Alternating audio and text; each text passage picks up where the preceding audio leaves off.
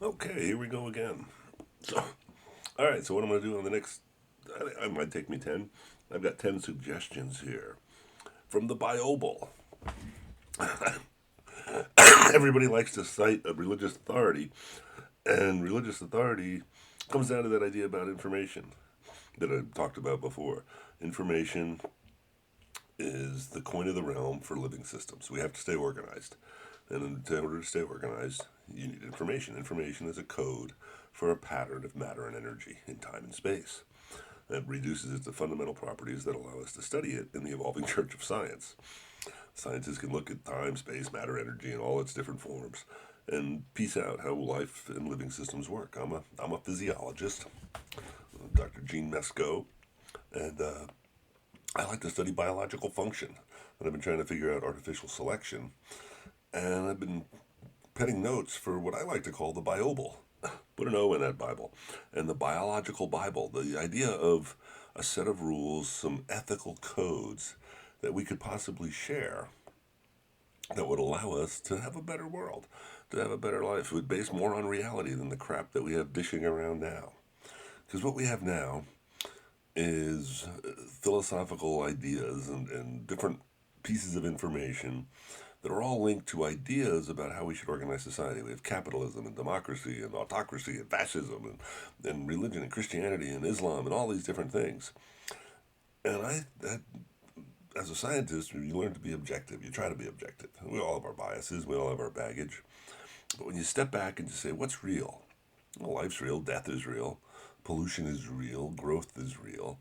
Things change over time. That's what evolution studies. And so when you look at human civilization through the lens of evolution and think about the idea of artificial selection, you say, what's going on? How can I, as a conscious being, alter this system? Because that's what artificial selection is. Natural selection boils down to mutations in DNA that produce different anatomies, different physiologies, different structures and functions that exist in different organisms, and they interact in different ecosystems. And some of them survive and reproduce, and others don't do as well, and sometimes they go extinct, and others expand, and then they mutate and evolve into different things. And this has been going on literally for billions of years on planet Earth, as far as we can tell. That's what the evidence tells us. There's no evidence that any of the 3,000 deities that humans have created over the years are anything other than an adaptation made up by human minds. So that's where artificial selection comes in. So natural selection just lets us act. And we have some residue from natural selection, obviously. We're mostly hairless apes. And we have emotions, we have feelings, we have sensory input. We are limited to sensing the environment through our senses. But what we figured out is technologies that can extend our senses.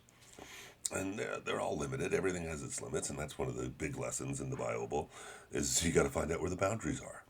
And this is the first suggestion then. So suggestion number 10, number one, I got a list of 10. We're going to do the top 10. And understand your environment. That's where we're going to go today. Because understanding your environment boils down to fucking being aware. Wake up and smell the coffee. Look around you and assess where you are. Appreciate how you got to where you are. Think about your ancestors. Think about your family. Think about all the baggage that went into your development. Wherever you are in life. You could be young, you could be old, but wherever you've got something going on, you can have different inputs. I have my inputs. I have my recovering Catholicism. I've got my big family, my big Central European white Caucasian family. I've got my training and education. I've raised my own family. All of that impinges on who you are. And I'm still at the point, though, right now, where I'm a biologist and I look and I really think if everybody would embrace a little more reason and logic, look at the evidence, and try to do things like science. Now, if I was king of the world, I actually would require for citizenship a published scientific paper in a peer reviewed journal from anybody who wanted to call themselves an adult. Because until you go through the process of doing science, I don't think you really appreciate it. You really don't appreciate the fact that you have to grind out some information. You have to look at a system and study it and analyze it, look at what's been done before, look at what other people have said about it, and to find something new. And to find something new and then figure out how it works and explain it to the rest of us. And it could be something as tiny as a molecule in a biological system, it could be rock formations, it could be weather patterns, or at least create something at the artistic side. New music. If you're not creating or discovering, you're really not pushing the boundaries because that's what we can do. The limits here, understanding your environment means understanding what's in your environment, what's controllable, what's in your sphere of control, is what my wife likes to use, and what's outside your sphere of control. Until you understand where the lines are, you really can't do anything in life, or you can't do anything well, because you don't know what's going to happen. You're operating from ignorance. And that's the whole process of development. We all look around and we're trained. My wife and I have talked about raising our kids as continually moving back the fences. Just like you put your kid in a playpen so they can crawl around and be safe without you watching them every second, eventually you let the kids out of the playpen and you let them in the yard, but the yard has fences. And then eventually they get to go to the playground down the street. And ideally, those are all safe environments. But that's where certain people, the people who want to keep us from thinking and being rational, don't want us to have time. They don't want us to have safety. Fear is the biggest enemy to logical thinking, to reason, to operating in a scientific manner, to logically going through the evidence, discussing things, looking at possibilities, testing things. That all has to be done calmly and rationally. And if you're running around chasing your tail, working from paycheck to paycheck, obviously you can't do that. And that's why we live in the world that we live in today. Because the powers that be, the people with the money, the new economic aristocrats who've climbed up their vertical towers, their economic pyramids, each have oodles of money, and they're all, and it's diverse, but ultimately they're all about making money. That's the ones you got to watch out for. Yeah, athletes, entertainers end up on the left because they actually work for their money. They go out and do something. But what's happened on the right is you got a bunch of people who are basically the investor class. The people who've realized that if they can just own something, they don't have to fucking work. They fucking get to sit on their ass in their penthouse and tell other people what to do. And I'm over that. I am just over, no more kings. That's where I am. And that's part of understanding your environment. That's who we have right now. We have a whole bunch of people who want to be kings, who want to run their own little thing. And I'm coming at it from, I think we should have bottom-up government. And I think that's what the Evolving Church of Science tells us, is that if we're going to do this, we have to form our own new political units, because the old ones don't work. The old nation states are all built off of monarchies. They're all built off these power structures that allow somebody to get to the top and organize stuff. And the only thing that anybody should be on the top of is freaking public utilities. We should just have people who provide services. And they don't have to be public, they can be private corporations. But that's where we're going anyway. They want to monetize everything. But they want to monetize everything and they want to own everything. And they want to make the rest of us sharecroppers. That's what the fucking new economic aristocrats want. Because if I don't own anything, if I don't have I don't have a private place of my own, if I don't have a retirement, if I don't have health insurance, I gotta scrape every moment, and I gotta grind, and I gotta get out there and work every freaking day, and that is what the bosses want. That's what they want us to do because they don't have time to organize. They don't have time to question. And questioning authority is going to be another lesson we'll have down the road from the Bible. But understanding your environment means appreciating history, looking where we are. And where we are right now is we're, hopefully, and I don't think, well, maybe not, we're near the end of the colonial era.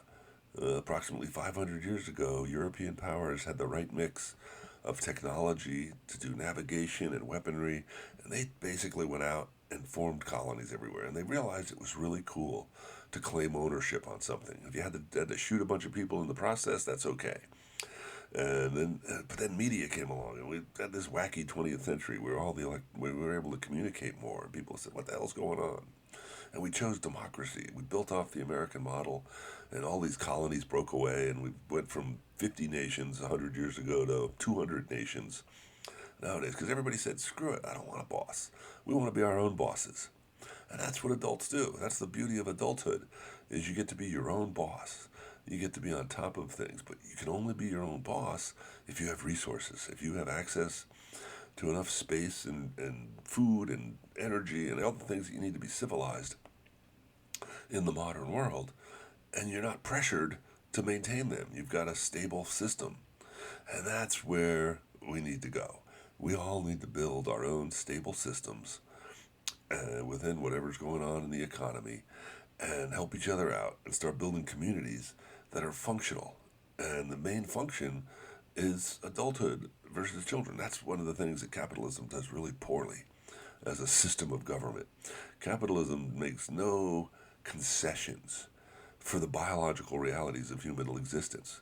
The fact that it takes us about 20 years to develop, the fact that most of us, because of medical technology, are going to have some declining years at the end of our life that we'd like to call the golden years, to go into retirement, but you're not producing anything. Children don't produce anything, old people don't produce anything, sick people, genetically challenged people who might have birth defects.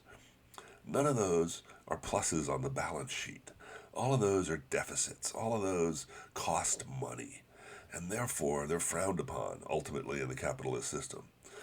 'Cause- excuse me. I got so annoyed years ago, working since back in the 80s it started. Personnel departments disappeared and we became human resources. If you've only worked for human resources, you appreciate that you're just a resource to be managed. Whatever the books in business school said, that's how people run companies nowadays.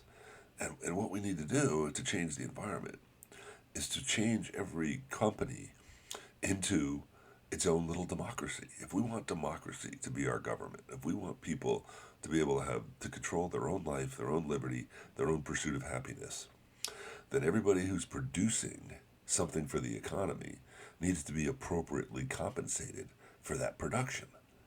Because we all vote with our dollars. That's voting as far as democracy is going away because the rich people, the new aristocrats, the economic elite have realized that they can buy politicians. They can buy elections. They can manipulate the system and have these representatives supposedly out there representing us who really aren't responsive to the people underneath them. They're answering to their corporate donors, to their rich owners, and they should wear suits with decals like NASCAR. They should just go ahead and admit that they're bought and sold and paid for by a whole bunch of moneyed interests. And that's not true for everybody, but that's where it's going. That's where democracy is slowly fading away because capitalism is the other choice. That's my interpretation of the environment that I see on our planet right now. In terms of Western civilization, the Europeans took over the planet and people rebelled against all the aristocrats, and the royals fell out. Royals fell out back at 100 years ago.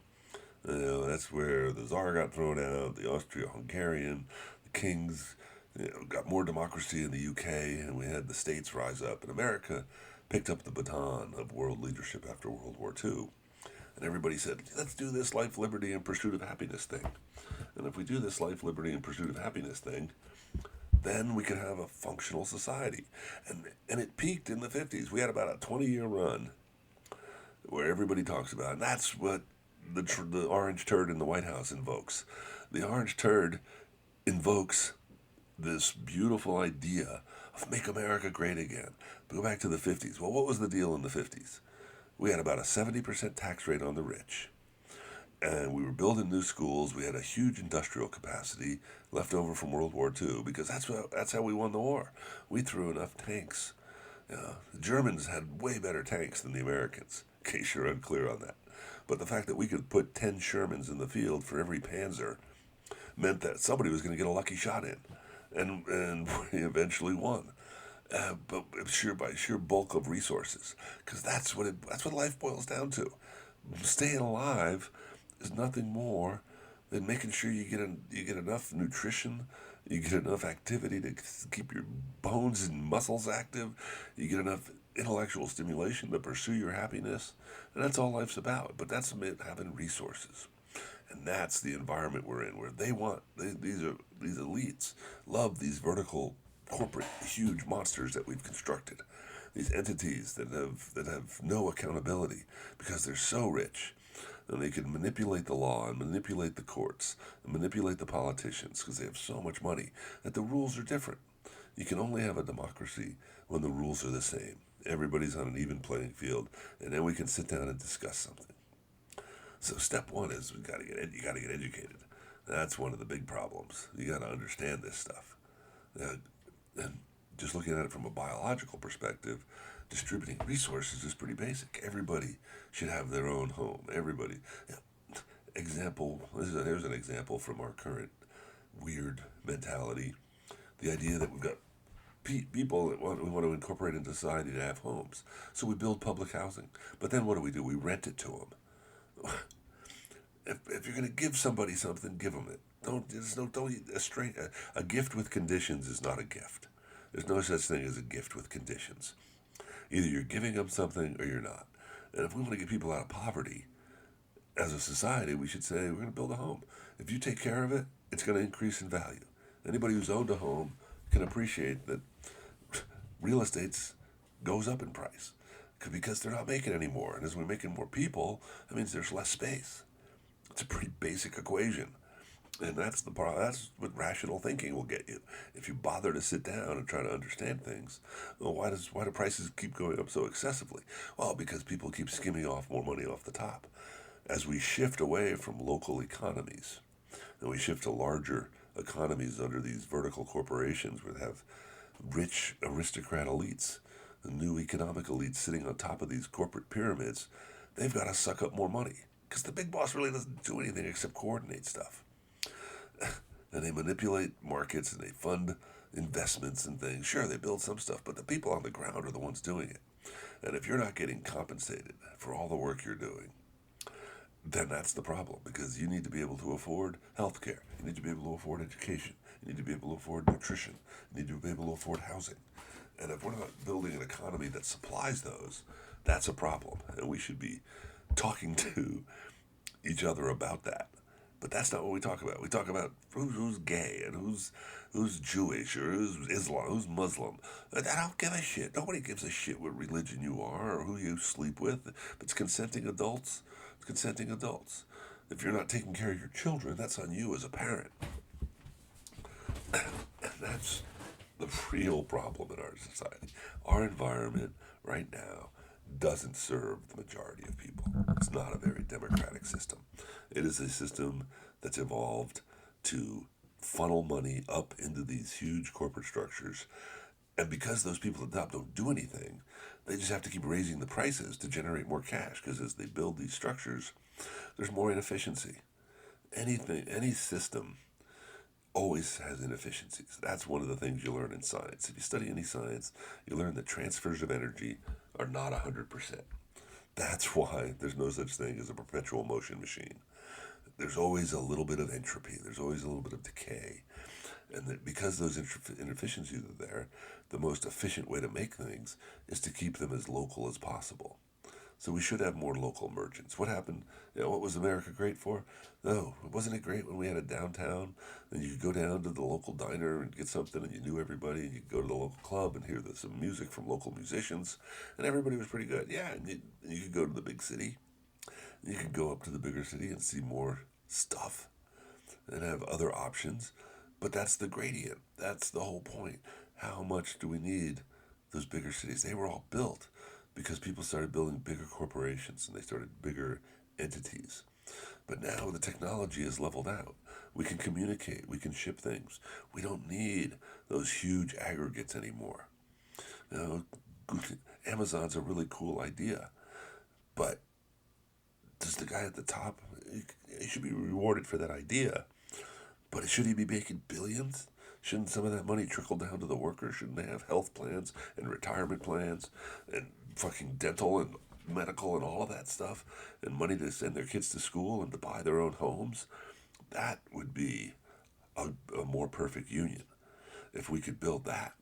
And what does it involve? The only thing it involves in terms of understanding our environment is that the real problem right now is that there's no limit on the top. There's no limit on the top.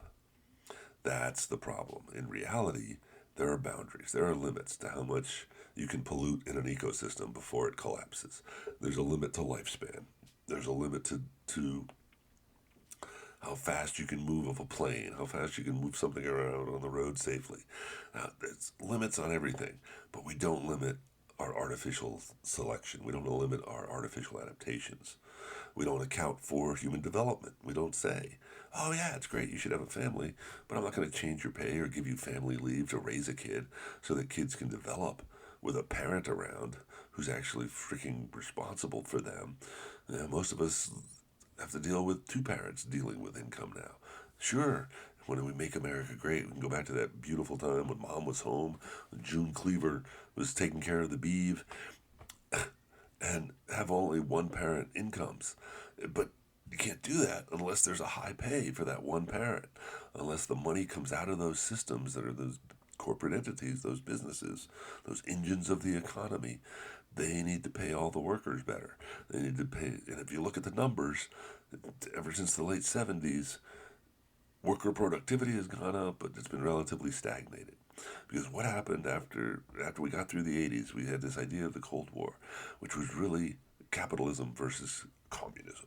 But it was really democracy versus capitalism. It was, do the people have something to say, or are we just going to make rules about how the money works? And when communism fell apart, as the last big component, and we all embraced this new idea of neoliberalism. Neoliberalism is a philosophy that it's been around for a while, but it really came to fruition in the 90s, and it's where we're going with everything. It's putting a price tag on everything. It's monetizing everything and saying, oh, we have to make these adjustments. And we give lip service to helping people out. But bottom line is, it's not enough. There's too much being sucked off at the top. The billions of dollars that flow up into all of these people who just have these investment portfolios is ridiculous. We should have some investment portfolios, but there should be a cap. We have to cap it. We have to control it. And if we don't control it, it'll keep going the way it's going. And we'll go back to having kings, which is how we ran civilization for freaking millennia. And a democracy will appear as a little blip in some dusty history books that don't ever get read because they'll be pushed to the back shelf because nobody reads books anymore. Why don't we read books? Books are beautiful versus the internet because you have to stop and think. That's what we don't have enough of. We don't have time. Time and energy and matter and space are all we've got. If you reduce it to those basic fundamental levels, you can get a different view of the environment. You can understand things when you reduce them to their fundamental components. That's what science does for you. And if you don't stop and look around and try to figure stuff out, as Ferris told us, you're going to miss something. And that's the problem. That's why they want to keep us busy. That's why they throw out information overload. Frickin' unplug the computer, shut the TV off, read a book, stop and think, take a walk in the woods. If you can find woods near your house, if you have any sort of nature. No, but if you got to get up for the next day, if you're just constantly jumping from one feed to the next, doing nothing but trying to get stimulation, then you're just being an ape. You're just being a mostly hairless ape, and you're responding to stimuli, and that's a biological function. We do that, but humanity, consciousness, civilization all depend on rational thought. We have to think about how to make things work, how to maintain things. And you have to take a long-term perspective if you want it to last. You can't just think about the next paycheck. You got to be able to have, and in order to do that, you got to have the resources. And how do we get them? Well, we redistribute stuff. We push on the bottom. We get rid of the kings. There's no reason we can't have a more balanced distribution of resources within different companies. And people just need to realize that we have the power, that the people at the bottom, who are the majority in the population, can go up to the bosses and say, fuck you. You know, it's ridiculous that some of these people make the money that they do. It's obscene when you talk about stuff. It's just absolutely criminal, or it should be. But it's not, because what we have in our society right now are people who think they're entitled to something. And nobody's entitled to anything. They're only entitled to what we make and what we do. So you got to get out there and work, yeah. But the work should not be skewed so that the majority of the profits go to people who are sitting on their ass in the penthouse doing nothing, shuffling papers. There, yes, we need a coordinator. So you hire a business manager. But fuck these people who think that they can go from generation to generation and just live off an aristocratic life. I, we got to stop it. We got to, in order to understand your environment, we have to decide what's good, and that's where we're going next. Because if you understand your environment, you can pick out one good thing, and once you have one good thing, then you have focus, then you have a mission, then you have a goal in life. You can pursue that happiness. You got to find out what's good, and you got to commit to it. You got to say, I'm going to work towards that, and I'm working towards making people think a little more. That's my job, and hopefully you'll get a chance to understand your own environment in the near future. Take some time, stand away from it all. Stop and think about why you were what's bothering you. What are the troubles in your life? Where do they actually come from? And don't just think proximate causes, think ultimate causes. Think about the whole system and how it's arranged. Yeah, it's not going to change overnight, but we got to start steering it in another direction because that's what we do. We're going to flow through time and build our civilizations, and we have to steer the ship of state towards a better horizon. Where it's going. You got to look and think where it's going, and think about how you can change it and find your good. That's where we'll go next. Until next time, I'm signing off from Mostly Hairless Apes.